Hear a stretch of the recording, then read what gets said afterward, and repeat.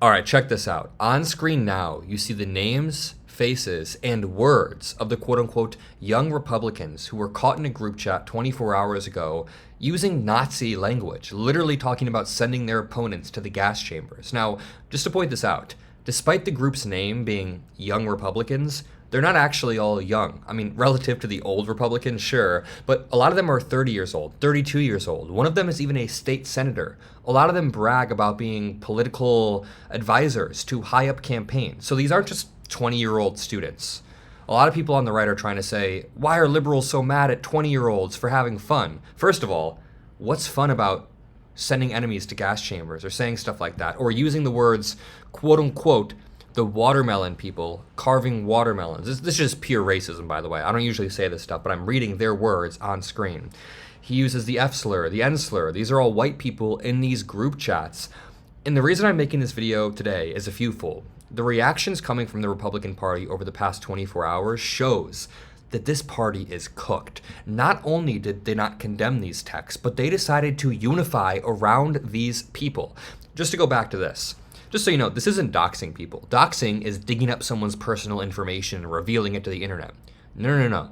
This is a political story from Politico that had the names and the texts of a bunch of people who were already public figures. For example, this guy on screen now, Peter Giunta, was famous in the New York Republican Club. He said, "I love Hitler.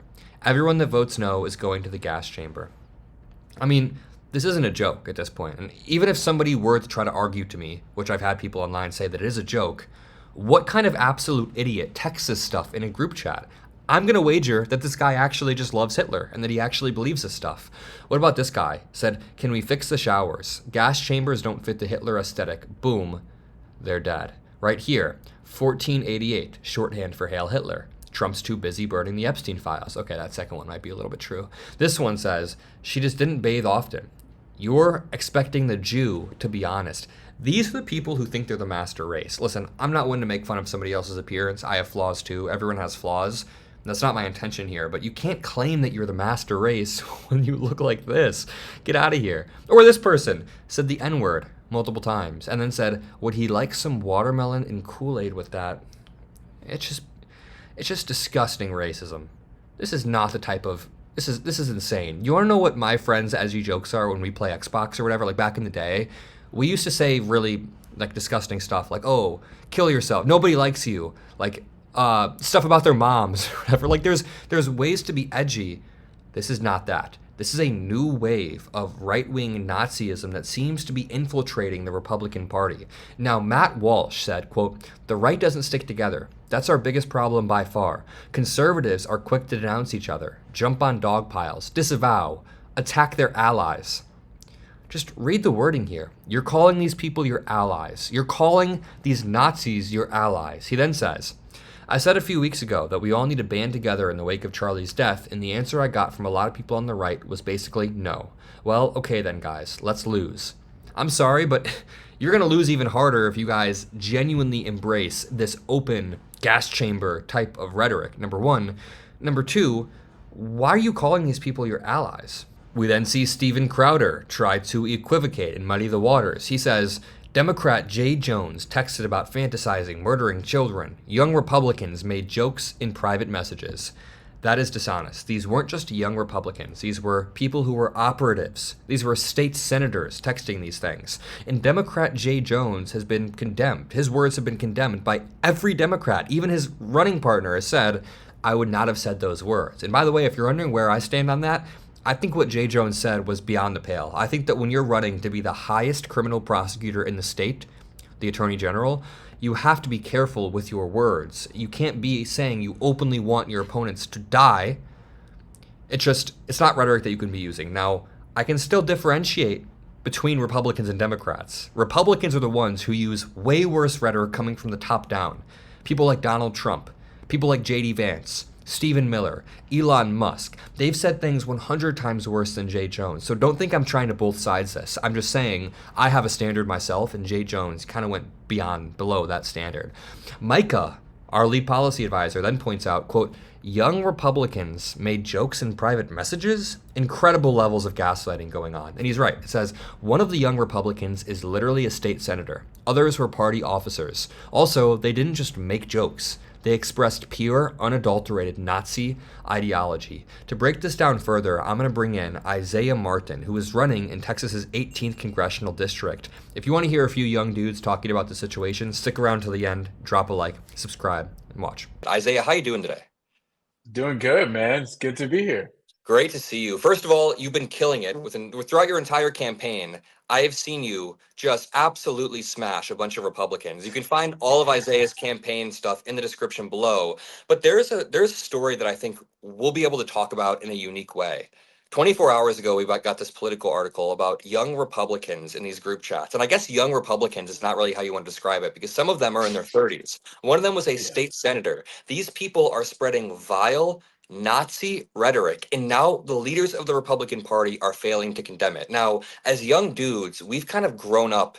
At least I grew up in Indiana, you grew up in Texas, so I'm sure you've seen some of your friends get kind of sucked down these rabbit holes. How do you read this entire radicalization of the youth and the Republicans' role in it? Well, first off, look, these Republicans are real stupid, right? I mean, it's very clear about what they did in this group chat. And I think it's really interesting how they try to claim as if they're the arbiter of what young men want, right? Like, I was just at a frat house not so long ago, and I was campaigning to a lot of them. And look, they care about the same things we care about. They care about the fact they feel like they'll never be able to buy a house. They care about the fact that healthcare is stupid expensive. They care about the fact that in this country, like, you can literally work, you can do everything you can, but you can't get ahead. And so people want to know what you're going to do to solve these things. And at the end of the day, these Republicans are just ripping them off left and right. And so, look, I don't think that we should cede this space. That's why I go everywhere I can. That's why I go to frat houses. That's why I go to the bar. I go everywhere to campaign to people because I think that this country cannot allow for the right wing to just go and be the arbiter of what people want. It's absolutely insane. Yeah, we can't leave that vacuum. And that's why I appreciate the work that you do because you're out there, you're talking to young people, being blunt. And it's very clear that Republicans are scared of what liberals can build when we put our mind to it. That's why they have to create these dark corners of the internet and these group chats. I think JD Vance's response yesterday, this is going to sound naive, but I at least thought he was going to ignore it. I thought he was going to ignore it. I didn't think he was going to come out Yeah. and be like, you know what? This isn't that bad. How did you read all that? I mean, look, JD is obviously trying to pander to a bunch of losers. If we're just being honest, like think about the people that are in this group chat, right? Like these are not people that that are obviously caring about the future where we can go. Like they're literally just whether they're alone, they're scared. I don't know what the situation is. That's on them.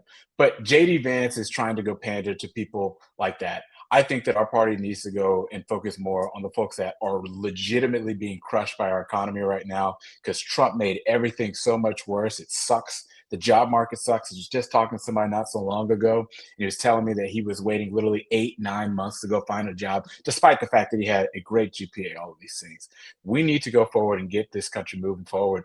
And it's got to go with working on policies that people care about. Yeah, that's very true. And that's actually part of the reason why I think young men get sucked down these rabbit holes. A lot of times, people in America feel like the institutions have already failed them. This is how you explain MAGA very easily. Like the institutions failed a lot of people, and Trump supporters want some sort of accelerationist of the tearing down of these institutions. They want these institutions to be gone. They want a disruptor. Now, young men, for one reason or another, I don't know why young white men feel like this en masse, but they feel like the institutions have failed them. I have my own theories related to COVID and the radicalization of algorithms. I mean, the way Elon Musk posts relentlessly. I think a lot of young dudes look up to Elon Musk and get sucked down these rabbit holes because they're discontent. But Democrats can kind of focus everyone on an economic message, maybe something like Zohran Mamdani, one of these economic messages that can resonate with the American people rather than getting caught up in the culture war. So, what do you think? Number one, Trump has messed up with the economy. I mean, there's a lot of there's so much, but what kind of image should Democrats put forward? I think you're exactly right, Adam. I think it has to be one that's economic. Look, the economy sucks. I mean, look at the job market. A lot of that can be attributed to the Doge cuts, particularly that started with the public sector, but then also resulted in the canceling of contracts for companies doing business with the government, which then in turn cut a lot of jobs further thereafter.